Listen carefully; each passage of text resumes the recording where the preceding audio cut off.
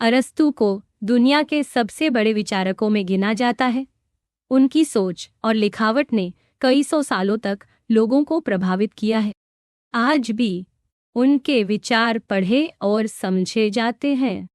अरस्तू ने बहुत सारे विषयों पर काम किया था, जैसे तर्क, मन का दर्शन, नैतिकता, राजनीति, सुंदरता, भाषण कला और जीव विज्ञान।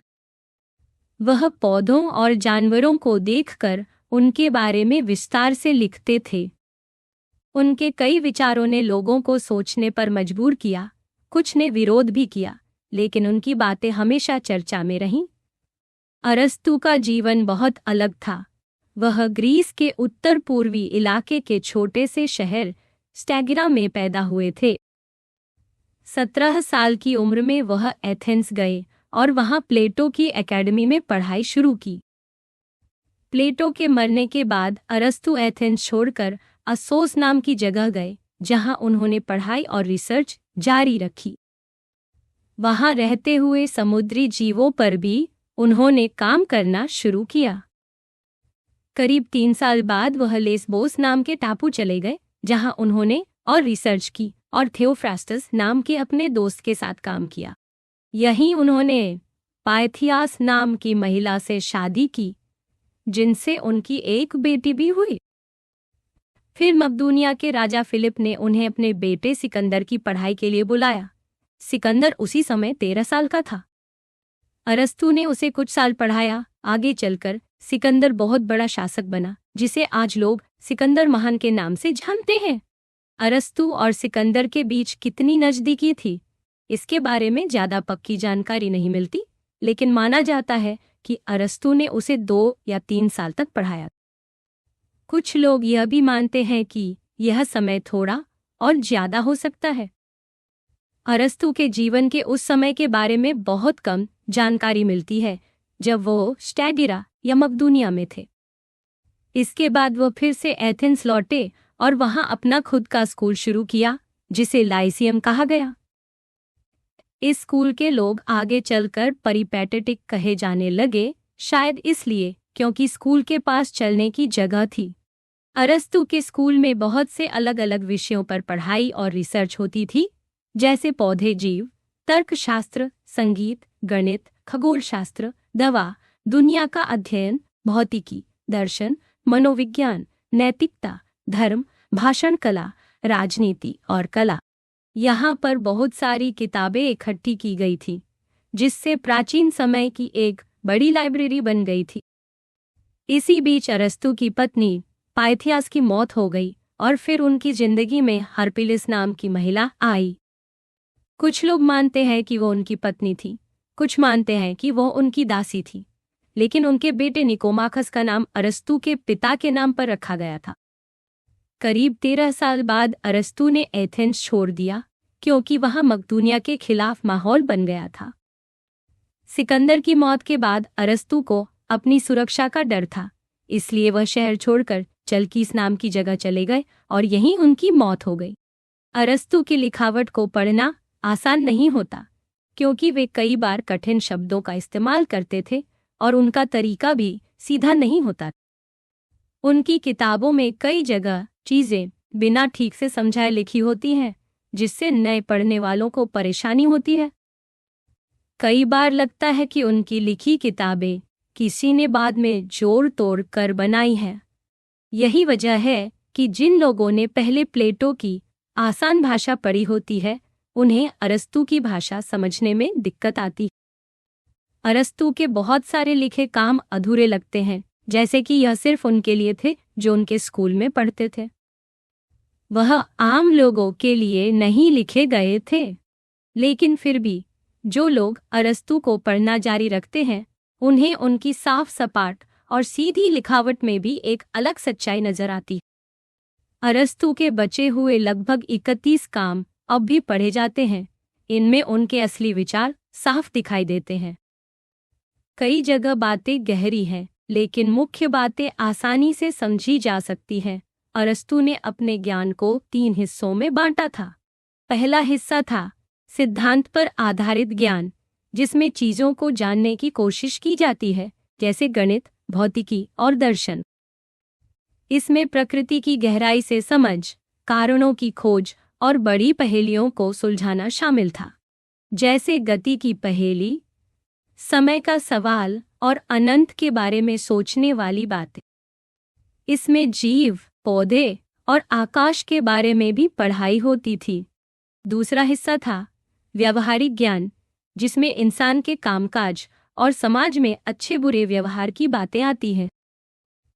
इसमें राजनीति और नैतिकता शामिल है, यानी सही और गलत और समाज में कैसे रहना चाहिए।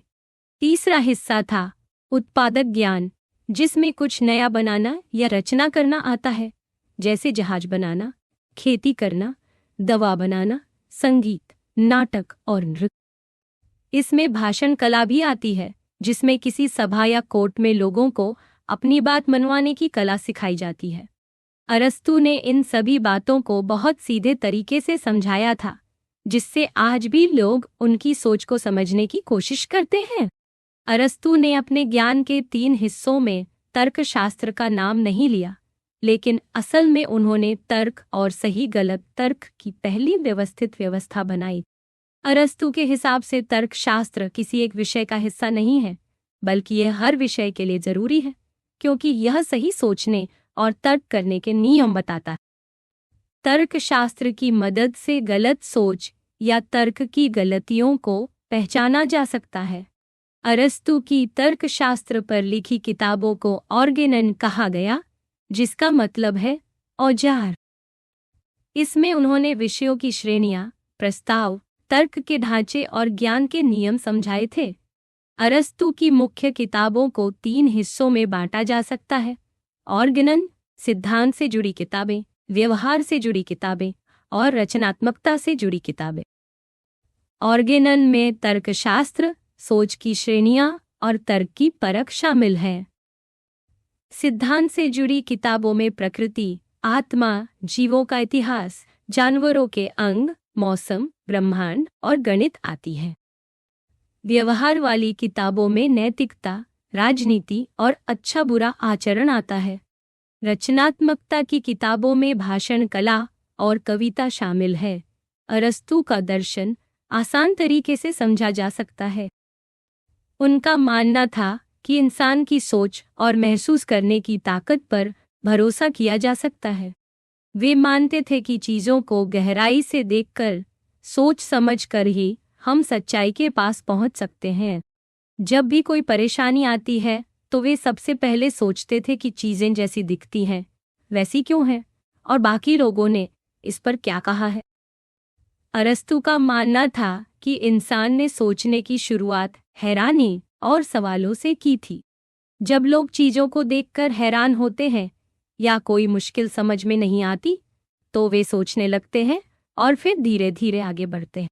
यही हैरानी और सवाल ही इंसान को सोचने और दर्शन की ओर ले जाते हैं।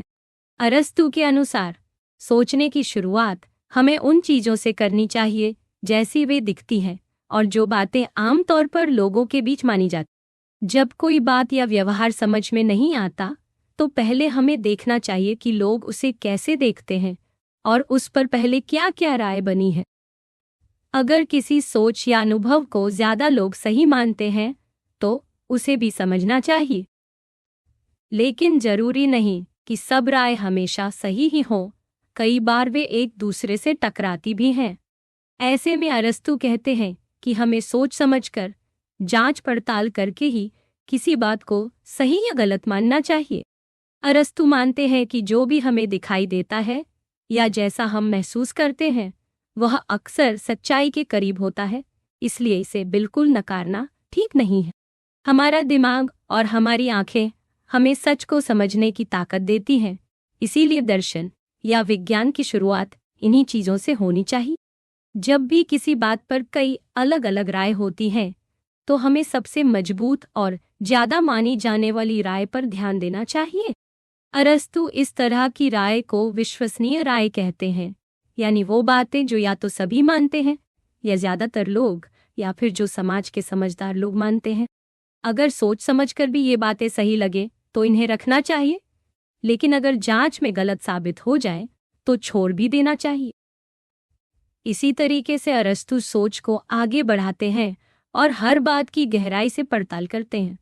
अरस्तु का तरीका सिर्फ बड़े बुजुर्गों की बात मान लेने तक सीमित नहीं था, बल्कि उनका मानना था कि हमें पुरानी बातों या पुराने सवालों को समझते समय उनके पीछे छिपे सोचने के तरीके को भी देखना चाहिए। कई बार पुराने सवाल हमें उलझन में डाल देते हैं, लेकिन अगर हम सोचने का नजरिया बदले तो रास्ता मिल सकता है। इसी वजह से अरस्तु हमेशा यह देखते थे कि पहले लोगों ने किसी बात को कैसे समझा, लेकिन जरूरत पड़ी तो वे उनके तरीके पर भी सवाल उठाते थे। अरस्तु का यह तरीका हर जगह काम आता था। जैसे समय के बारे में सोचे तो हमें लगता है कि समय जरूर है और बीतता रहता है, लेकिन जैसे ही हम समय की असली पहचान जानना चाहते हैं तो अलग अलग सोच और कई मुश्किलें सामने आती हैं। कोई कहता है सिर्फ वर्तमान है, बीता या आने वाला समय नहीं है। कोई कहता है समय वही है जो बीत गया, जो है और जो आने वाला है। लेकिन इस तरह जवाब देने से सवाल हल नहीं होते, बल्कि नए सवाल खड़े हो जाते हैं। जैसे अगर सिर्फ वर्तमान है तो क्या हर वक्त का वर्तमान एक ही है या हर पल नया है? इस तरह के सवाल और बहस ही सोच को और गहरा बनाते हैं। अरस्तु खुद किसी एक राय को पकड़कर नहीं बैठते थे, बल्कि वे हर पक्ष की बात समझते और उसमें छुपे उलझाव को उजागर करते थे। उनका मानना था कि जब हम इन सवालों को अच्छे से समझेंगे तभी असली सच्चाई के करीब पहुंच सकते हैं। इसी तरीके से वे समय, जगह, चलने फिरने जैसी बातों को लेकर गहरी सोच तक पहुंचते थे। उनकी यही सोच थी कि असली दर्शन या विज्ञान तब शुरू होता है जब हम आम सोच और पुरानी बातों को ध्यान से परखते हैं, हर तरह के सवाल उठाते हैं और सबसे जरूरी सवालों के जवाब ढूंढते हैं। अरस्तु का यह तरीका, जिसमें वह लोगों की मानी हुई रायों को समझते हैं, तर्क वितर्क यानी डायलेक्टिक में और भी खास हो जाता है। डायलेक्टिक ऐसी सोच है जिसमें आम रायों पर तर्क किया जाता है, जबकि असली विज्ञान में तर्क और सोच की ज्यादा मजबूत बुनियाद चाहिए। विज्ञान उन बातों पर टिकता है जो पूरी तरह जरूरी और पक्की हो, लेकिन डायलेक्टिक बस उतनी ही मजबूत होती है जितनी मजबूत वह आम राय या मानी हुई बातें होती। अरस्तु मानते हैं कि कई बार हमें पूरे विज्ञान की समझ नहीं होती, तब भी हम सही तर्क और सोच का इस्तेमाल करके काफी आगे बढ़ सकते हैं। लेकिन हर तर्क और सोच को सही तर्कशास्त्र और नियमों के हिसाब से ही चलना चाहिए। अरस्तु की सबसे बड़ी उपलब्धियों में से एक यह थी कि उन्होंने सही तर्क और सोच के नियम सबसे पहले व्यवस्थित तरीके से समझाए थे। आज भले ही तर्कशास्त्र के और भी तरीके हैं, लेकिन अरस्तु ने जिस तरह से बात को रखा वह उस समय नया था। उन्होंने सबसे पहले सिलोजिज्म नाम का तरीका दिया, जिसमें एक तरह से कहा जाता है कि अगर दो बातें सही हैं तो उनसे तीसरी बात अपने आप सही निकलेगी। उदाहरण के लिए, अगर सब लोग इंसान हैं और सब इंसान नश्वर हैं तो हर आदमी नश्वर होगा। इस तरह की तर्क व्यवस्था को अरस्तु ने बहुत आसान और मजबूत तरीके से समझाया। अरस्तु के हिसाब से सही तर्क वही है जिसका ढांचा ही इस बात की गारंटी देता है कि वो सही है। इसमें बात की सच्चाई जरूरी नहीं, बस तर्क का तरीका सही होना चाहिए। अगर एक तर्क में सब बातें जुड़ी हुई हैं और सही तरीके से रखी गई हैं, तो नतीजा भी सही निकलेगा। इस सोच ने आगे चलकर तर्कशास्त्र की नींव डाल दी। अरस्तु की इस खोज को आज भी बहुत बड़ी सफलता माना जाता है, क्योंकि उनकी बनाई तर्कशास्त्र की नींव पर आगे की सोच और पढ़ाई टिकी। अरस्तु मानते थे कि जो तर्क पूरी तरह सही होते हैं, उन पर बाकी सारे तर्कों को भी टिकाया जा सकता है। उनका कहना था कि अगर हम सही तरीके से तर्क के नियमों का इस्तेमाल करें तो हर तर्क को एकदम मजबूत और साफ बना सकते हैं। उन्होंने बताया कि तर्क में अलग अलग तरह के वाक्य और उनके जोड़ से अलग अलग नतीजे निकलते हैं। कुछ तर्क सही होते हैं तो कुछ में गलती भी हो सकती है। जैसे अगर दो बातें पूरी तरह से एक दूसरे से जुड़ी हैं तो उनका नतीजा भी साफ होगा, लेकिन अगर बीच में कोई कड़ी कमजोर है तो तर्क गलत हो जाएगा। अरस्तू ने तर्क के लिए कुछ नियम भी बताए, जैसे कोई भी तर्क दो नकारात्मक बातों से नहीं बन सकता। नकारात्मक नतीजे के लिए जरूरी है कि उसमें कोई नकारात्मक बात हो, और अगर नतीजा पूरी तरह से सभी पर लागू होता है तो उसकी दोनों बातें भी वैसी ही होनी चाहिए। इन नियमों से उन्होंने तर्क को पूरी तरह पक्का और सही बना दिए। इसी सोच की वजह से आगे चलकर तर्कशास्त्र एक मजबूत विज्ञान बना। अरस्तू ने तर्क को कभी मंजिल नहीं माना, बल्कि यह माना कि तर्क तो बस एक औजार है।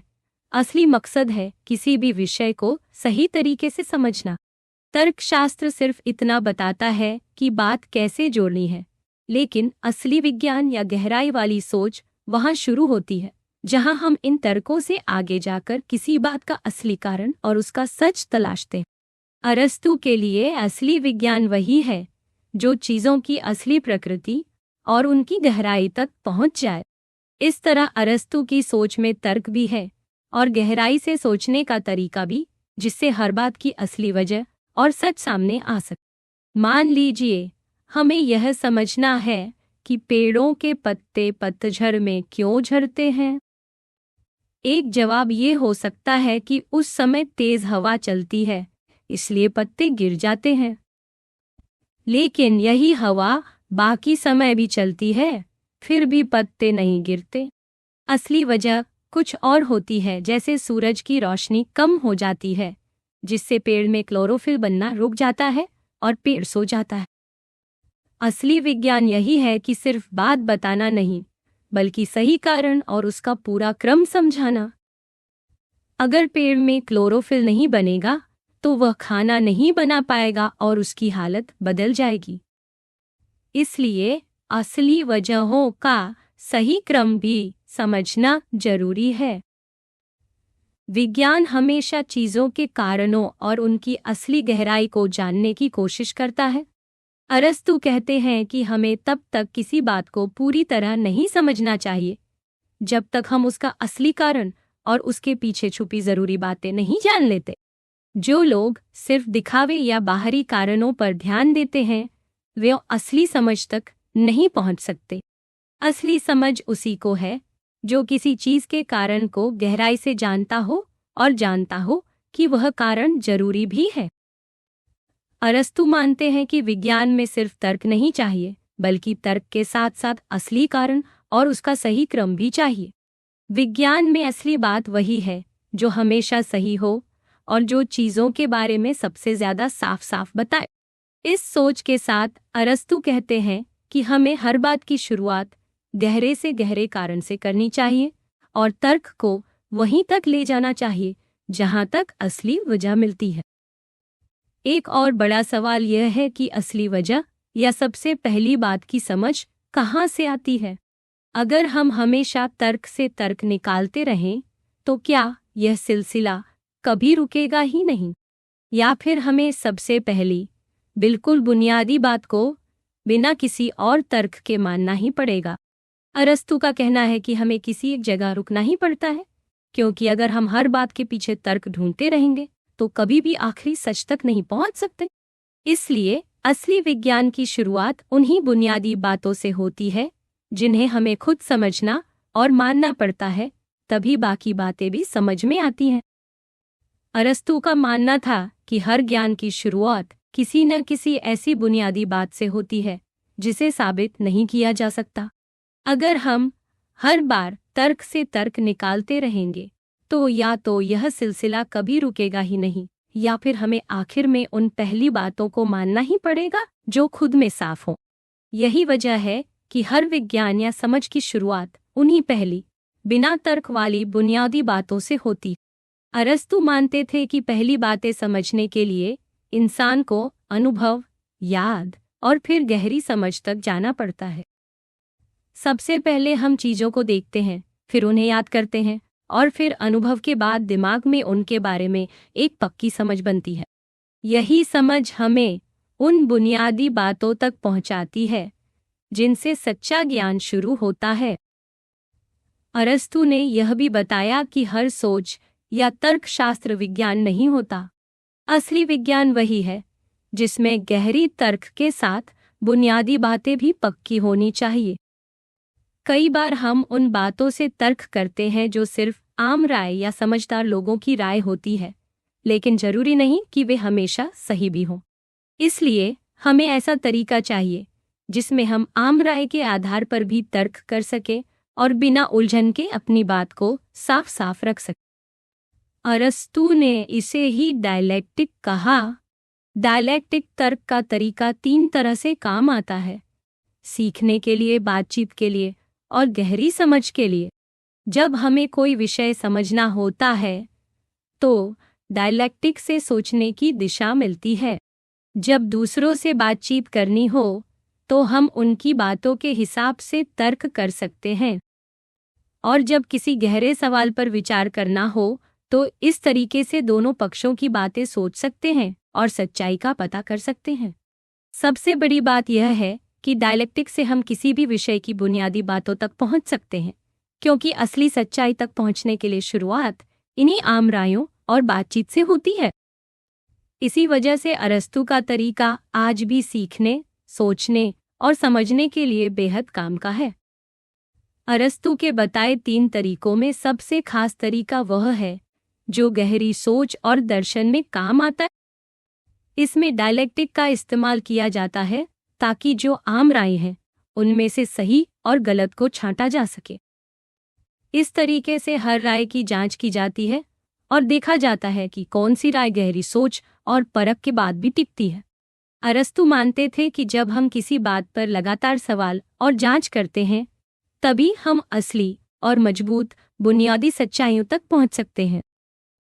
अरस्तू का मानना था कि हम सोच, विचार और परख के जरिए असली, हमेशा रहने वाली सच्चाइयों को जान सकते हैं। ये सच्चाइयाँ वही होती हैं जो किसी भी चीज़ की असली पहचान बताती हैं। किसी भी चीज़ की असली पहचान वही है जो उसके बिना वह चीज़ खुद ही बदल जाए या खत्म हो जाए। इंसान को इंसान बनाने वाली सबसे जरूरी बात क्या है? इस सवाल का जवाब ढूंढना ही असली सच्चाई जानना है। अरस्तू कहते हैं कि असली पहचान वही है जो हर इंसान में हो और उसी वजह से इंसान को इंसान कहा जाता हो। अरस्तू की सोच में असली पहचान और बाकी बातों के बीच फर्क है। जैसे इंसान का समझदार होना उसकी असली पहचान है, लेकिन व्याकरण जानना उसकी पहचान से जुड़ी हुई बात है, पर उतनी जरूरी नहीं। असली पहचान हमेशा उस चीज की जड़ होती है, बाकी बातें उसी से निकलती हैं।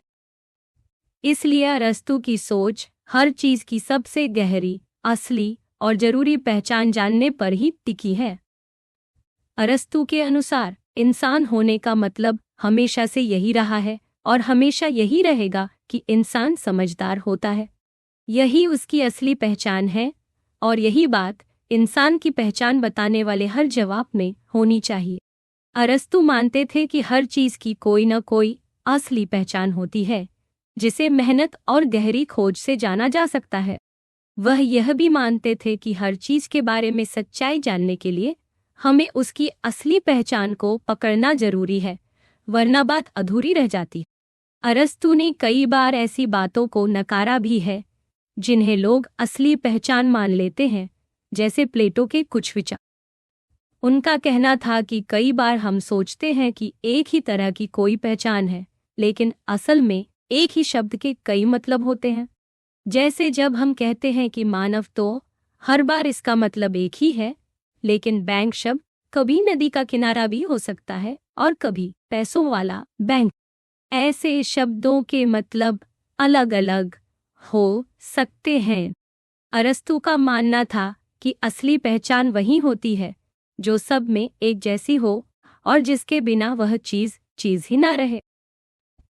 लेकिन अगर किसी शब्द या बात का मतलब हर बार थोड़ा अलग है तो उसकी पहचान बदलती रहती है। इसलिए उन्होंने हमेशा असली पहचान और बाकी आम बातों के फर्क को साफ किया। प्लेटो जैसी सोच में जहां हर चीज की एक ही पहचान मानी जाती थी, अरस्तू ने बताया कि कई बार हम सोचते हैं कि सब कुछ एक जैसा है। इसलिए किसी भी बात की असली सच्चाई समझने के लिए उसके हर मतलब को गहराई से परखना चाहिए। अरस्तु कहते हैं कि प्लेटो की ये सोच गलत है कि अच्छाई हर जगह एक जैसी होती है। अरस्तु मानते हैं कि अच्छाई हर स्थिति में अलग हो सकती है। जैसे किसी इंसान का अच्छा होना अलग बात है, किसी विचारधारा या खाने का अच्छा होना अलग है, और किसी कोशिश या गाने का अच्छा होना फिर अलग है। अगर इन बातों को हम आपस में बदल दें तो बात का मतलब ही बदल जाएगा। इससे साफ है कि अच्छाई का मतलब हर बार एक जैसा नहीं होता। अरस्तु का कहना है कि कई बार हम सोचते हैं कि कोई एक ही पहचान या गुण हर जगह मिलता है, लेकिन असल में ऐसा नहीं होता। कई बार शब्दों के अलग अलग मतलब होते हैं। जैसे सेहतमंद शब्द देखें, एक इंसान सेहतमंद है, उसका व्यायाम सेहत के लिए अच्छा है, या उसका रंग रूप सेहतमंद है। इन सब का मतलब अलग अलग है, लेकिन सब में एक गहरा रिश्ता है। जैसे व्यायाम सेहत को बढ़ाता है और रंग रूप सेहत का संकेत देता है, लेकिन असली सेहत का मतलब है शरीर का ठीक रहना। बाकी बातों की पहचान भी असली सेहत से जुड़ी हुई है। इसलिए अरस्तु कहते हैं कि कई बार किसी शब्द या पहचान के अलग अलग मतलब होते हैं, लेकिन उनका एक मूल या केंद्र होता है जिससे बाकी बातें जुड़ती हैं। यह तरीका न तो पूरी तरह से एक जैसा है, न ही बिल्कुल बिखरा हुआ। असली समझ के लिए जरूरी है कि हम हर चीज के अलग अलग मतलबों को देखें, लेकिन साथ ही उनका असली केंद्र या वजह भी समझें। इसी सोच से अरस्तु की फिलॉसफी और गहरी हो जाती है और हर चीज को एकदम सच्चे और सरल ढंग से समझाया जा सकता है। अरस्तु ने अपने उदाहरणों से यह दिखा दिया कि चीजों में सिर्फ एक जैसा होना या बस परिवार जैसी हल्की समानता होना, यही दो ही तरीके नहीं होते। कई बार किसी बात के अलग अलग मतलब होते हैं, लेकिन उनमें भी एक मुख्य बात या असली केंद्र होता है। अरस्तु ने यह तरीका सिर्फ आम बातों तक ही नहीं, बल्कि गहरी दार्शनिक बातों में भी अपनाया, जैसे न्याय, कारण, प्रेम, जीवन, अच्छाई, शरीर जैसी बात। सबसे ज्यादा उन्होंने होना या अस्तित्व के लिए यही तरीका अपनाया। अरस्तु का कहना था कि सब कुछ होने के एक ही तरीके से नहीं आता, क्योंकि हर चीज का अस्तित्व अलग अलग रूप में दिखता है।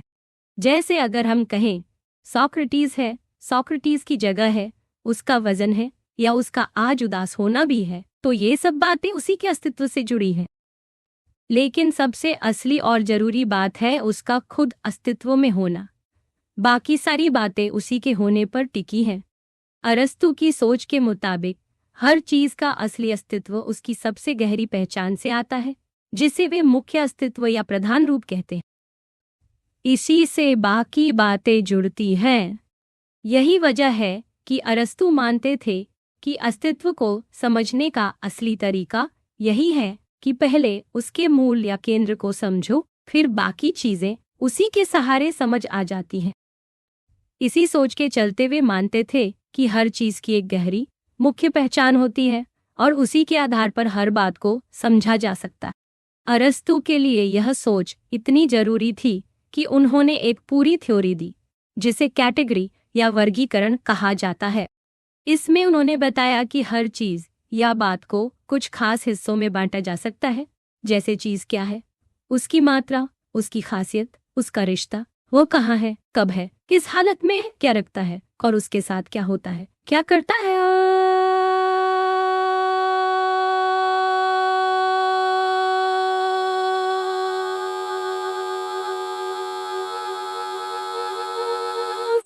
यही वर्गीकरण उनकी सोच की बुनियाद बन गया। अरस्तु ने सीधे तौर पर यह नहीं बताया कि कैटेगरी किस चीज का वर्गीकरण करती है, लेकिन उनके उदाहरणों से समझ आता है कि वह असल में हर चीज के बुनियादी रूप को बांटते हैं। जैसे अगर हम कहें आदमी दौड़ता है, तो इसमें दो बातें हैं, एक आदमी और एक दौड़ना। इन दोनों को अलग अलग करें तो आदमी और दौड़ना अलग अलग चीजें हो जाती हैं। आदमी दौड़ता है सच या झूठ हो सकता है, लेकिन आदमी या दौड़ना अकेले में कोई सच या झूठ नहीं है। अरस्तु के हिसाब से हर बात या हकीकत कुछ बुनियादी हिस्सों से मिलकर बनती है, जैसे आदमी और उसका रंग या उसका काम। आदमी असल में चीज है और उसका सफेद रंग उसकी खासियत है। इनको मिलाकर कोई भी बात या सच बनता है।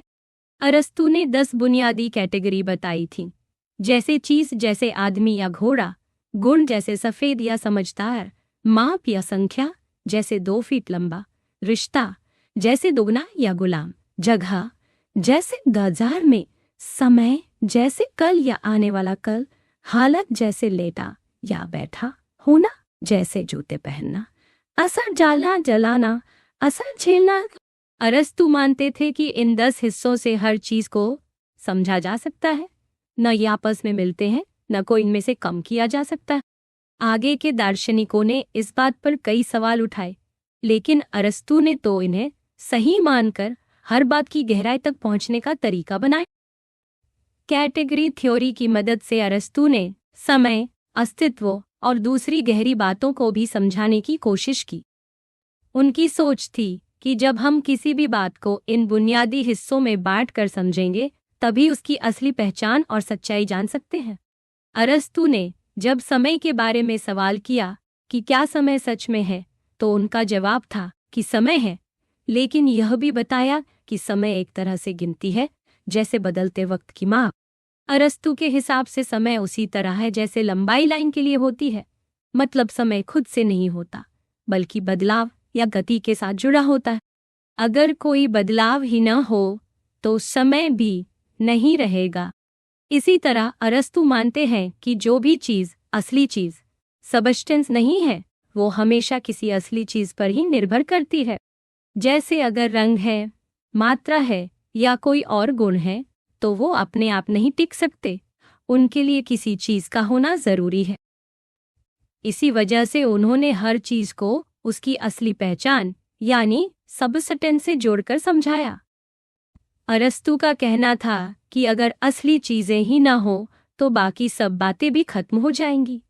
यही वजह है कि हर बात का असली आधार उसकी कैटेगरी या वर्गीकरण में छुपा होता है। सब चीजें किसी न किसी रूप में असली चीज पर निर्भर रहती हैं। इस तरह से अरस्तु ने बताया कि हर बात को उसकी असली पहचान या सबस्टेंस से समझना चाहिए। अरस्तु की सोच में उनकी कैटेगरी थ्योरी बहुत अहम है।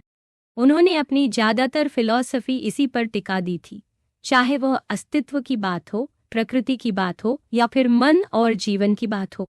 इसी तरह अरस्तु के मुताबिक किसी भी सवाल का जवाब तब तक पूरा नहीं होता जब तक हम उसके पीछे छुपे 4 मुख्य कारणों को न जान लें। इसी सोच से उन्होंने 4 कारणों का नियम भी दिया, जिसे आगे समझाया जाएगा। अरस्तु के हिसाब से किसी भी चीज़ या घटना को सही से समझने के लिए हमें उसके 4 मुख्य कारणों को जानना जरूरी है। पहली वजह होती है वह चीज़ किस चीज़ से बनी है। जैसे कोई मूर्ति अगर कांसे से बनी है, तो कांसा उसका मूल कारण है। दूसरी वजह होती है उस चीज़ की असली बनावट या रूप, जैसे मूर्ति की शक्ल कैसी है, यह उसकी रूप वाली वजह है। तीसरी वजह होती है किसने या किसने उसे बनाया, मसलन मूर्तिकार ने उस कांसे को मूर्ति में बदला, यह उसकी क्रिया वाली वजह है। चौथी और सबसे अहम वजह होती है उस चीज़ को बनाने का मकसद क्या था। जैसे मूर्ति किसी को सम्मान देने के लिए बनाई गई, तो यह उसका अंतिम कारण है। अरस्तु ने बताया कि इन 4 वजहों के बिना किसी भी चीज़ या घटना को पूरी तरह से नहीं समझा जा सकता। कुछ मामलों में किसी वजह का न होना भी हो सकता है। जैसे अगर कोई घटना बस यूं ही हो गई, तो उसमें कोई मकसद या अंतिम वजह नहीं होगी। जैसे अगर 2 लोग बाजार में अचानक मिल गए और पैसा चुका दिया गया, तो यह बस एक इत्तेफाक है, इसका कोई बड़ा मकसद नहीं था।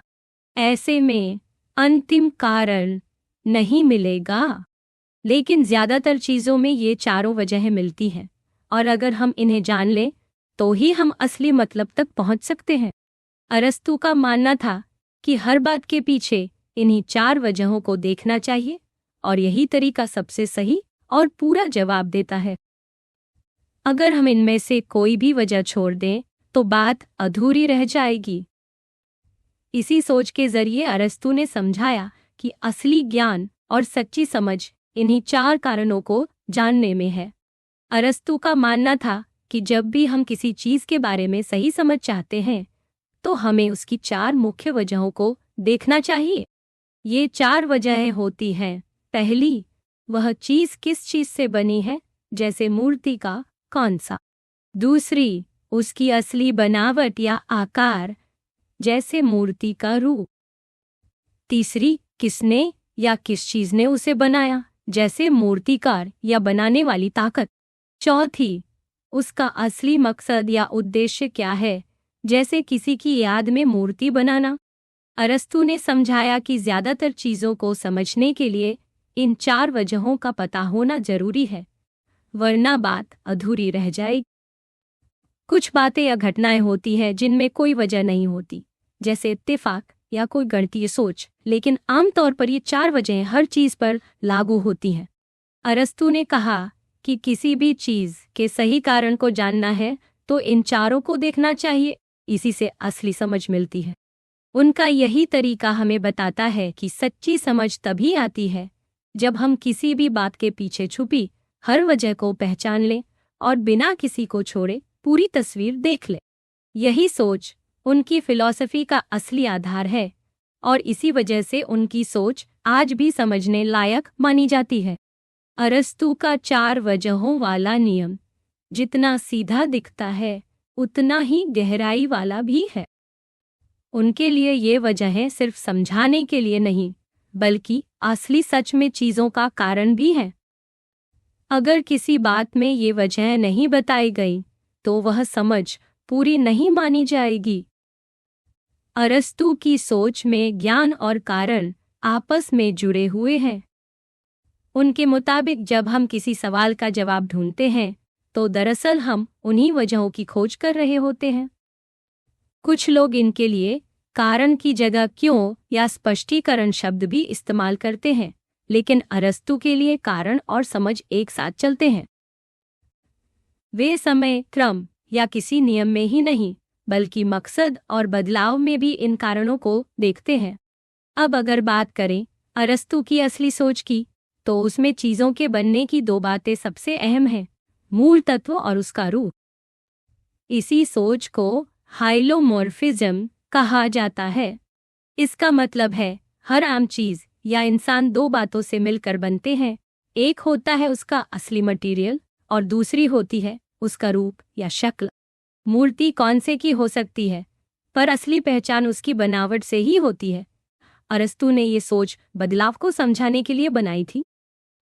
उनके सामने यह सवाल था कि बदलाव कैसे होता है। उनका जवाब था, जब कुछ चीज पुरानी रहती है और उसमें कुछ नया जुड़ता या बदलता है तब बदलाव होता है।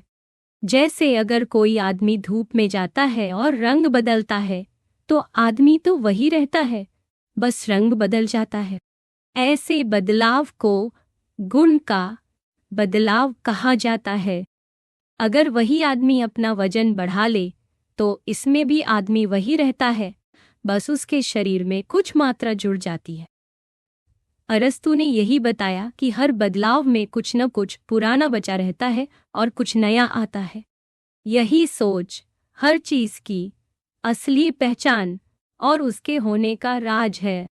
अरस्तू का कहना है कि जब भी किसी चीज में बदलाव होता है तो उस बदलाव के अंदर कुछ खोता है और कुछ नया जुड़ता है, लेकिन कोई न कोई चीज ऐसी होती है जो बनी रहती। यही बची हुई चीज असली आधार होती है, जिसे वे सत्ता या सब्सटेंस कहते हैं। कभी कभी ये सत्ता भी खुद बदल जाती है, जैसे जब कुछ नया बनता है या कोई चीज खत्म होती है। लेकिन ऐसे बदलाव में भी कुछ न कुछ पहले से मौजूद रहता है। जैसे मूर्ति बनने पर कांसा वही रहता है, बस उसकी शक्ल बदल जाती। अरस्तू के हिसाब से हर बदलाव में 2 बातें जरूरी हैं। एक जो बनी रहती है उसे वे मेटीरियल या मूल तत्व कहते हैं, और जो नया आता है उसे वे रूप या फॉर्म कहते हैं। यही सोच और गहरी हो जाती है जब वे संभावना और हकीकत की बात करते हैं। जैसे कांसा मूर्ति बनने की संभावना रखता है, लेकिन असली मूर्ति तभी बनती है जब उसमें मूर्ति का रूप आ जाए। मूर्ति बनने से पहले वही कांसा कई चीजों की संभावना भी हो सकता है, जैसे कोई औजार या कुछ और, लेकिन वह हर चीज नहीं बन सकता। मतलब हर मटेरियल में एक सीमा होती है कि वह किस किस शक्ल में ढल सकता है। अरस्तु बताते हैं, हर बदलाव के लिए जरूरी है कि कोई चीज बची रहे और उसमें नया गुण या रूप जुड़ जाए। अगर कोई बदलाव होता है तो उसमें हमेशा एक मटेरियल और एक रूप शामिल होते हैं। इसी से वे साबित करते हैं कि बिना मटेरियल और रूप के बदलाव हो ही नहीं सकता। अरस्तु के लिए ये बातें बस समझाने के लिए नहीं हैं, बल्कि उनके हिसाब से ये सच्चाई का हिस्सा है। दुनिया में हर बदलाव को समझाने के लिए मटेरियल और रूप का होना जरूरी है। अब वे जिस सबसे ज्यादा चर्चा वाले कारण की बात करते हैं, वह है अंतिम कारण, यानी कोई चीज क्यों होती है, उसका मकसद क्या है। अरस्तु का मानना है कि हर बदलाव के लिए सिर्फ बाहरी असर ही काफी नहीं, बल्कि कोई वजह या मकसद भी होना चाहिए। जैसे मकान बनाने के लिए सिर्फ ईंट पत्थर या मजदूर ही नहीं, बल्कि मकान बनाने का इरादा और जरूरत भी जरूरी है। अगर चीजें खुद ब खुद बन जाती तो ईंटें कभी भी मकान बन सकती थीं, लेकिन असल में किसी मकसद के बिना ऐसा नहीं होता। अरस्तु की नज़र में संभावना को हकीकत में बदलने के लिए किसी असली वजह या मकसद का होना जरूरी है। यानी जब तक किसी चीज के बनने का मकसद नहीं होगा, तब तक वो केवल संभावना बनी रहेगी, असली शक्ल नहीं ले पाएगी। यही वजह है कि वे कारणों में मकसद और इरादे को भी शामिल करते हैं। अरस्तु के अनुसार ज्यादातर लोग तो ये मानते हैं कि चीजों का कोई कारण होता है, जैसे किसी मशीन या औजार का कोई मकसद होता है। लेकिन सबसे बड़ा सवाल ये है कि क्या कुदरत में भी कोई मकसद होता है या नहीं। मशीनों का मकसद तो इंसान तय करता है, क्योंकि वही उन्हें बनाता है। लेकिन अरस्तु का मानना है कि प्रकृति की चीजों के भी अपने मकसद होते हैं, भले ही उन्हें किसी ने बनाया नहीं हो। जैसे इंसान के दांत खाने के लिए बने हैं, किडनी खून साफ करने के लिए बनी है, या जानवरों का शरीर किसी खास काम के लिए बना है। अरस्तु साफ कहते हैं कि कुदरत में होने वाली चीजों के पीछे कोई इंसानी इरादा नहीं होता, ना ही कोई भगवान बैठा है जो हर चीज को डिजाइन कर रहा है। उनके मुताबिक हर चीज का मकसद खुद कुदरत में ही छुपा है। कई बार लोगों ने अरस्तु की सोच का गलत मतलब निकाला, जैसे यह कहना कि पत्थर गिरते वक्त खुशी से तेज हो जाते हैं। असल में अरस्तु ऐसा नहीं मानते थे। वे तो कहते हैं कि चीजों का मकसद उनके अंदर ही होता है, न कि कोई उन्हें बाहर से चलाता है। अरस्तु अपने तर्क में कहते हैं कि कुदरत की ज्यादातर चीजें एक तय ढंग से होती हैं, मतलब उनमें एक तरह की नियमितता और पैटर्न है। जैसे इंसान के दांत हमेशा एक ही तरीके से बनते हैं, आगे वाले काटने के लिए और पीछे वाले चबाने के लिए। वे कहते हैं अगर ये सब बस ऐसे ही हो जाता तो इतनी बार एक जैसा नहीं होता। जब कोई चीज बार बार या ज्यादातर बार एक ही तरह से होती है, तो इसका मतलब है कि उसके पीछे कोई मकसद या वजह जरूर है। ये बस इत्तेफाक नहीं हो सकता। यानी अरस्तु के हिसाब से जो चीजें कुदरत में नियम के साथ होती हैं, उनके पीछे कोई मकसद या कारण होता है, चाहे वो किसी ने बनाया हो या नहीं। इसी को वे फाइनल कारण या टेलियोलॉजी कहते हैं।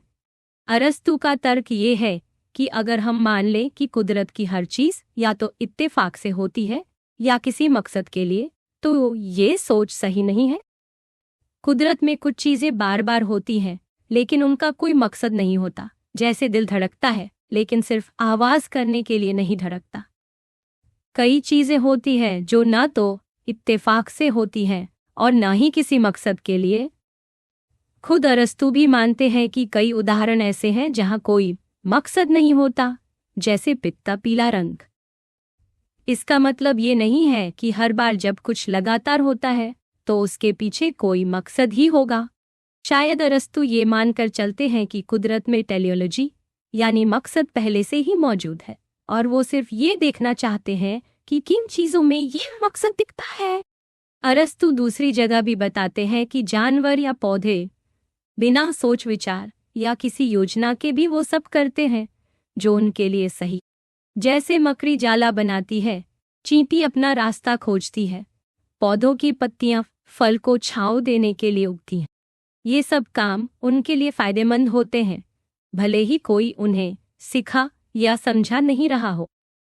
अरस्तु का कहना है कि कुदरत खुद ही चीजों में मकसद डाल देती है, कोई बाहर वाला उसे तय नहीं करता।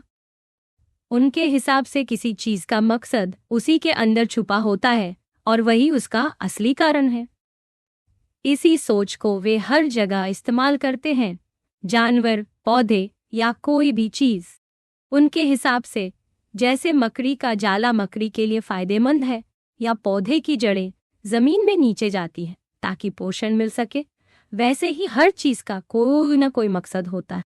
अरस्तु मानते हैं कि अगर कुदरत में किसी चीज का बार बार होना किसी फायदेमंद नतीजे की वजह से है तो वही उसका मकसद कहलाता है।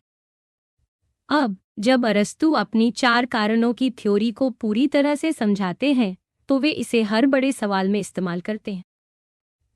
वे हमेशा किसी चीज के बनने बदलने और उसके असली रूप के पीछे इन कारणों को खोजते हैं और इसी सोच से वे चीजों की असली पहचान और उनका असली कारण समझने की कोशिश करते हैं।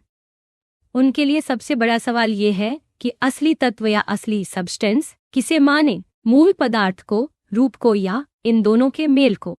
रोजमर्रा की चीजें जैसे कोई इंसान, घोड़ा या पेड़ हमें असली और मुख्य लगते हैं क्योंकि हम उन्हीं को नाम से पहचानते हैं, लेकिन उनके अंदर का पदार्थ और रूप दोनों ही जरूरी हैं। कभी कभी तो ऐसा लगता है कि असली चीज वो रूप है जो उस चीज को उसकी असली पहचान देता है।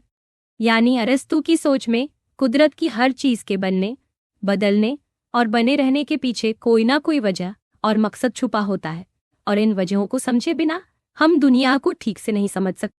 अरस्तु की सोच के मुताबिक असली पहचान या सब्सटेंस का सवाल सबसे ज्यादा उसके रूप यानी फॉर्म पर टिकता है। जब कोई मूर्ति बनती है या कोई जानवर पैदा होता है तो उसके अंदर का जो असली रूप है वही उसको उसकी पहचान देता है। सिर्फ पदार्थ या मटेरियल से कोई चीज अपनी पहचान नहीं पा सकती जब तक उसमें वो खास रूप ना आ जाए। अरस्तु का मानना है कि सिर्फ मटेरियल अलग अलग हो जाने पर भी असली चीज वही रहती है जब तक उसका रूप बना हुआ है। अगर इंसान के शरीर के हिस्से बदल जाएं, तब भी वो इंसान वही रहता है क्योंकि उसकी असली पहचान उसके रूप में है। यानी रूप ही असली वजह है किसी चीज के होने की और असली सब्सटेंस वही है। लेकिन ये सवाल फिर भी रह जाता है कि क्या ये रूप हर जगह एक जैसा रहता है या हर बार थोड़ा अलग होता है। अरस्तु के हिसाब से असली चीज फॉर्म है, लेकिन ये फॉर्म मटेरियल और उसकी बनावट दोनों से जुड़ा है। ये बात पूरी तरह साफ नहीं है कि असली सब्सटेंस सिर्फ फॉर्म है या मटेरियल और फॉर्म का मेल भी कोई मायने रखता है, लेकिन अरस्तु ज्यादा जोर फॉर्म पर देते हैं क्योंकि वही किसी चीज को उसकी असली पहचान और एकता देता है। अरस्तु के मुताबिक हर जिंदा चीज के अंदर एक आत्मा या सोल होती है जो उसके जीवन की असली वजह है। आत्मा ही उसके शरीर की जान है, वही उसे जीने की ताकत देती है। अरस्तु ये भी मानते हैं कि सिर्फ इंसान ही नहीं, हर जानदार में आत्मा होती है क्योंकि हर जिंदा चीज अपने आप में एक खास किस्म की बनावट फॉर्म रखती है। आत्मा 3 तरह से वजह होती है। पहला, वह शरीर को चलाती है। दूसरा, वही जीने का असली मकसद है। और तीसरा, वही असली पहचान है।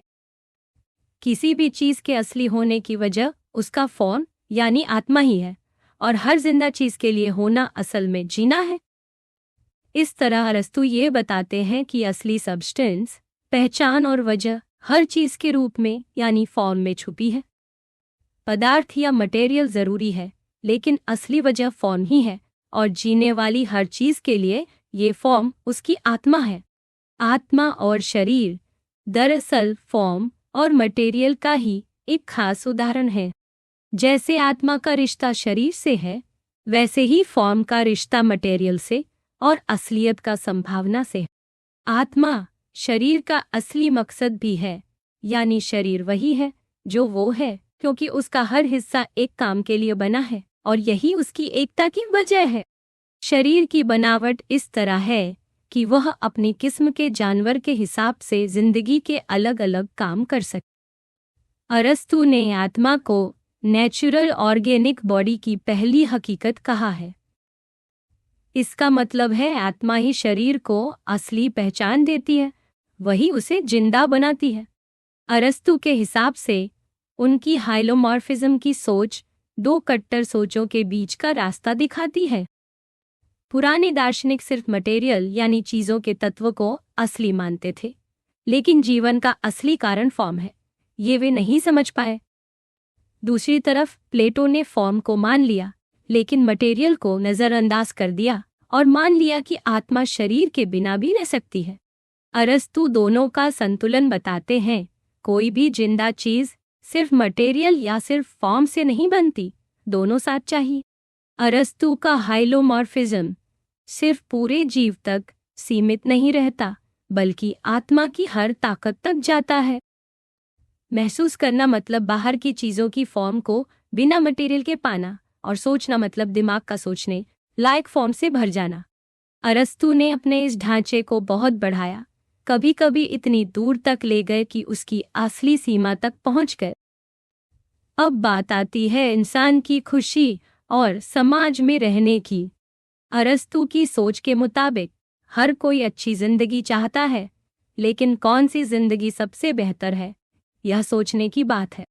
वह मानते हैं कि सबसे अच्छी जिंदगी बस अपनी मर्जी की बात नहीं है, बल्कि उसकी कुछ शर्तें हैं।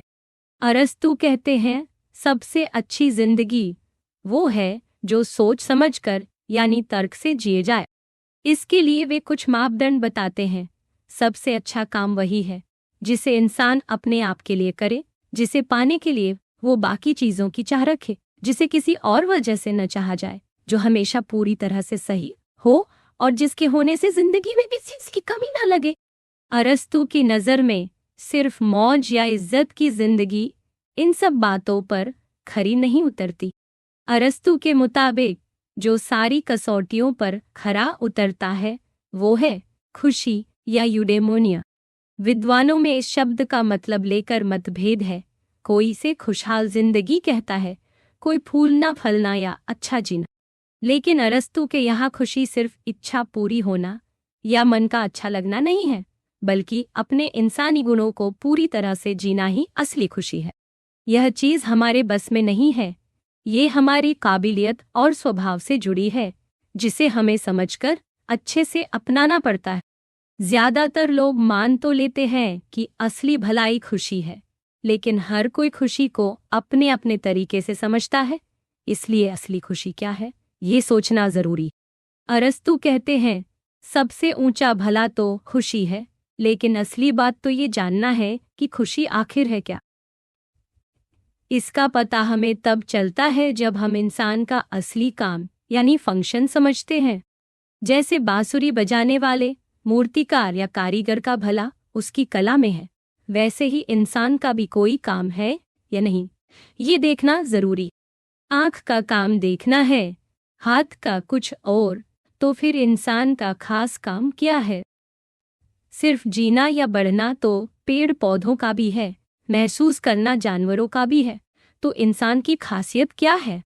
इसका जवाब अरस्तु यही देते हैं कि इंसान का असली काम है सोचना और समझदारी से काम करना, यानी तर्कशील आत्मा के साथ जीना। अरस्तु की नज़र में खुशी असल में तर्कशील आत्मा की अच्छी और गुणी गतिविधि है। इसका मतलब जो भी इंसान अपने जीवन में सोच समझकर समझदारी और अच्छाई से काम करता है, वही असली खुशी को जीता है।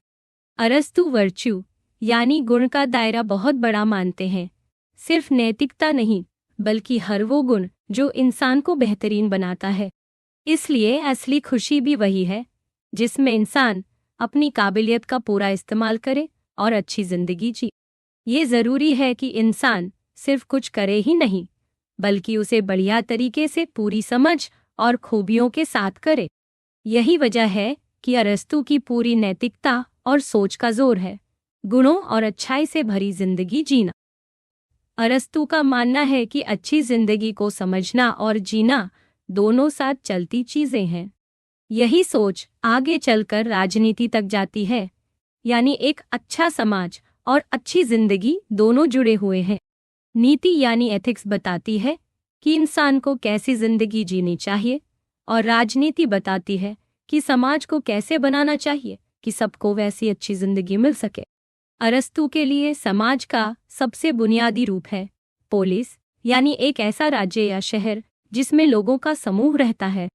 पोलिस सिर्फ हुकूमत चलाने वाली जगह नहीं, बल्कि लोगों की जिंदगी को बेहतर बनाने का तरीका भी है। अरस्तू मानते हैं कि इंसान की फितरत ही ऐसी है कि वो समाज में रहकर ही पूरी तरह फल फूल सकता है। अकेले बिना समाज के इंसान की जिंदगी अधूरी है। पुलिस का बनना जरूरी तो जीने के लिए है, लेकिन उसका मकसद है अच्छा और बढ़िया जीना। अरस्तू के हिसाब से सबसे अच्छा समाज वही है जो इंसानों की भलाई और खुशी बढ़ाए।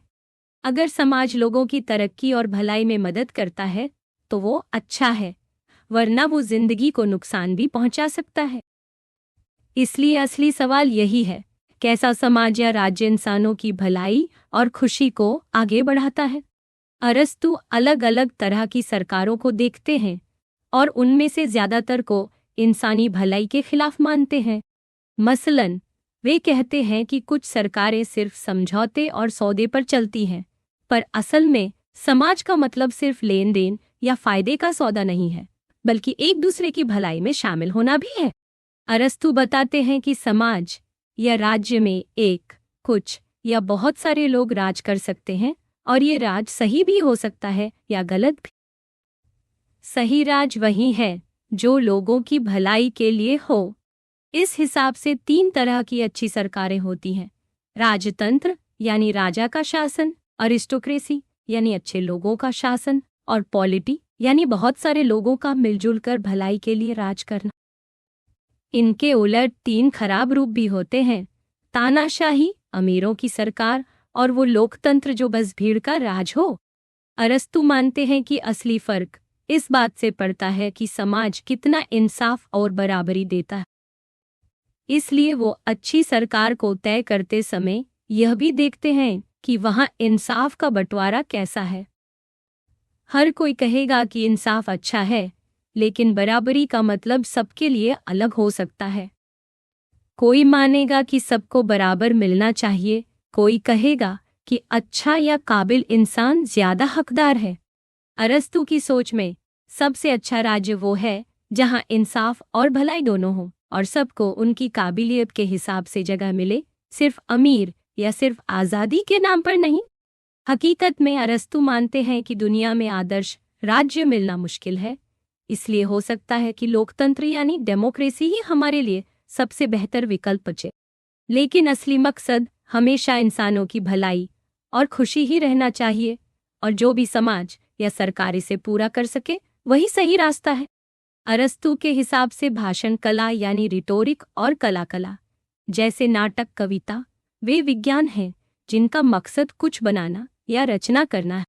ये उन विज्ञानों से अलग हैं जो बस इंसानी व्यवहार या सोच पर ध्यान देते हैं। इनका मकसद होता है कोई चीज, कोई असर या कोई रचना तैयार करना, जैसे जहाज बनाना, मकान बनाना, खेती करना या इलाज करना। वैसे ही भाषण कला का मकसद है असरदार बोलना, और नाटक का मकसद है ऐसा अभिनय दिखाना जिससे लोगों को कुछ समझ में आए, कुछ महसूस हो। अरस्तू का मानना है कि भाषण कला और नाटक दोनों को सही मायनों में समझने के लिए उनके असली मकसद पर ध्यान देना चाहिए। कई बार लोग सोचते हैं कि अरस्तू अपने समय के लेखकों और कलाकारों को सिखाना चाहते थे कि सही नाटक या भाषण कैसे बनता है, लेकिन हकीकत ये है कि अरस्तू ने अपने समय के बेहतरीन भाषण और नाटकों का गहराई से अध्ययन किया, उनकी खासियतें जानी, और फिर बताया कि असरदार भाषण या नाटक में कौन कौन सी बातें सबसे जरूरी होती। अरस्तू कहते हैं कि भाषण कला का असली मकसद है लोगों को किसी बात के लिए मनाना या उन्हें राजी करना। अलग अलग मौके पर मनाने के तरीके भी अलग हो सकते हैं। कभी लोगों को कोई सलाह देनी होती है, कभी किसी चीज की तारीफ या आलोचना करनी होती है, और कभी किसी विवाद या केस में सही गलत बताना होता है। हर बार वक्ता के पास 3 बड़ी चीजें होती हैं: वक्ता का खुद का किरदार, सामने वाले की भावना और खुद भाषण या दलील की ताकत। इन्हीं 3 बातों को समझना और इस्तेमाल करना ही भाषण कला है। अरस्तु मानते हैं कि एक अच्छा भाषण वही है जो सामने वाले की सोच और भावना को ध्यान में रखकर दिया जाए।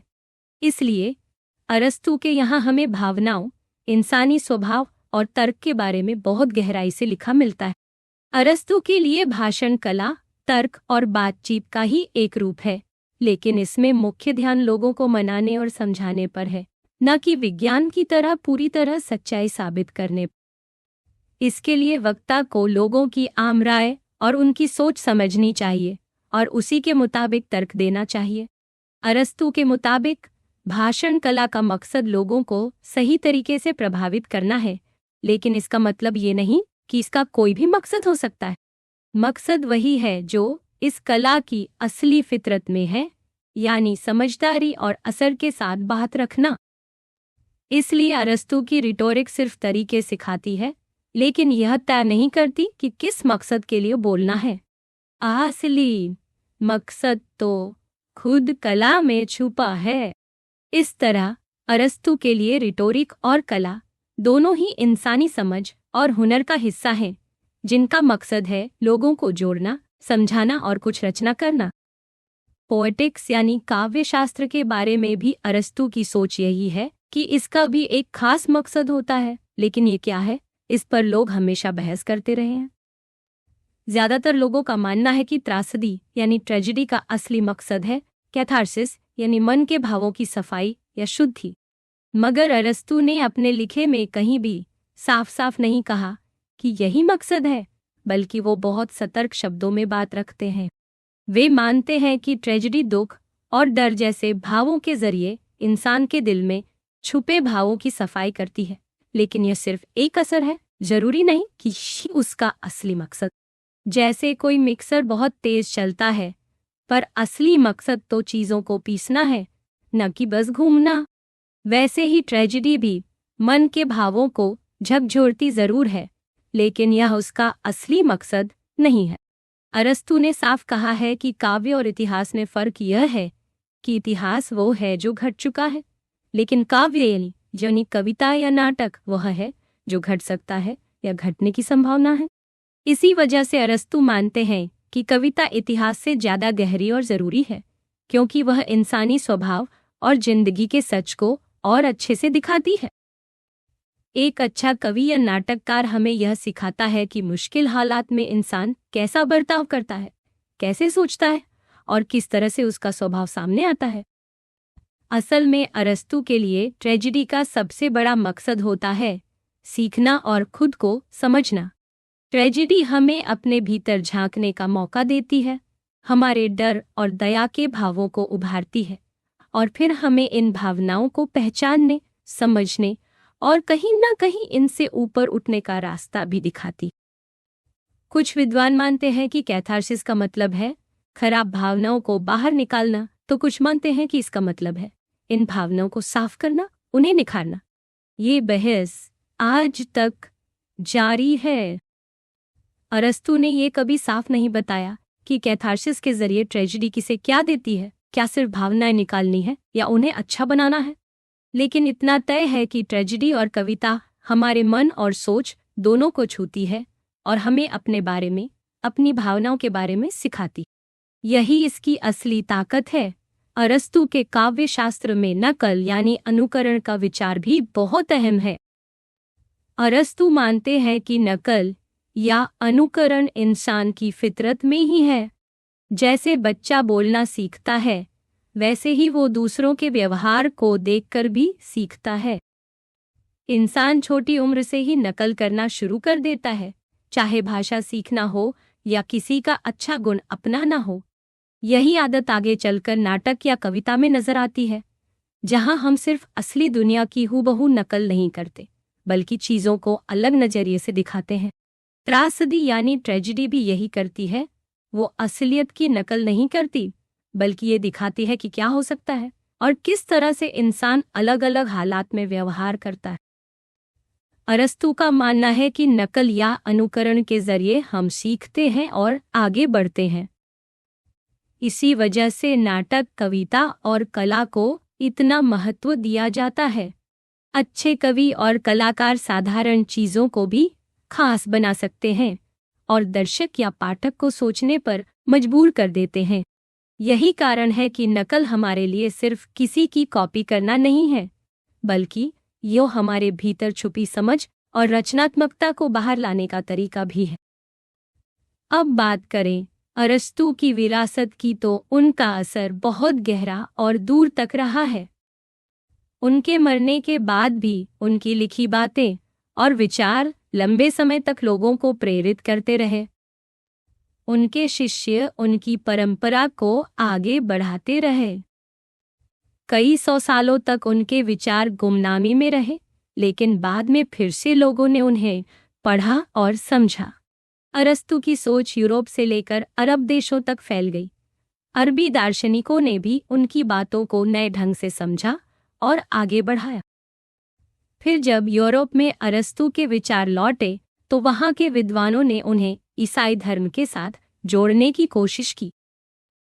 कुछ लोगों ने तो इसे गलत समझा, लेकिन बहुतों ने इसे बड़ा और अहम कदम माना। अरस्तू की सोच ने सदियों तक पश्चिमी दुनिया के विचारों की दिशा तय की। आज भी अरस्तू को दुनिया के सबसे बड़े विचारकों में गिना जाता है। उनकी बातें आज भी लोगों के लिए ज्ञान और प्रेरणा का बड़ा जरिया है।